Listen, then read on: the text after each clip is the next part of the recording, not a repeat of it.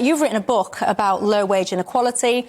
Does this matter, the difference between your average worker pay and the top CEO? Yeah, I think it does matter, but I mean, the issue with my book was I think it matters less if everybody within the company is being well remunerated. So I spent some time during the research for my book. I worked for Amazon, which at the time Jeff Bezos was the richest man in the world. And you went undercover, didn't you? Yeah, and there were people I encountered whilst undercover at Amazon who were employed for Amazon, but working for one of the agencies that Amazon had brought in. And some of those people were being paid below the minimum wage by somebody who was a billionaire, effectively. But that's illegal. Not paying someone the minimum wage, that's illegal. Yeah, I know. On paper it's illegal, but it wasn't being enforced. So that is a problem. And even just paying them the minimum wage, I think, is...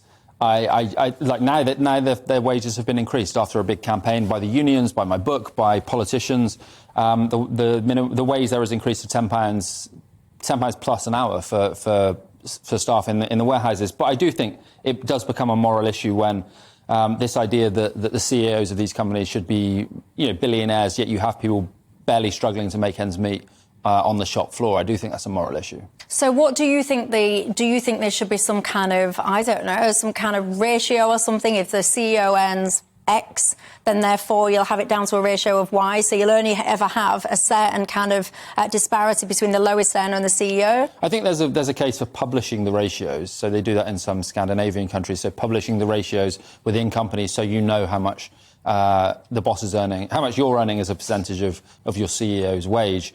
I think it would be quite hard to actually legislate for that. So one of the things with Amazon and some of the companies I worked for, the reason why they could get away with paying people below the minimum wage, these agencies, was because there were no trade unions having access to these warehouses. So there was no kind of organic enforcement on the shop floor, so to speak, which you just wouldn't see that happen in an organisation where there were trade unions in there. So I think it's a case for getting trade unions. I mean, trade unions are very strong in some public sector organisations, but if you go to a warehouse that makes clothes or you go to an Amazon warehouse, there are no trade unions in sight. It's slightly perverse. But you don't need a trade union to enact the law.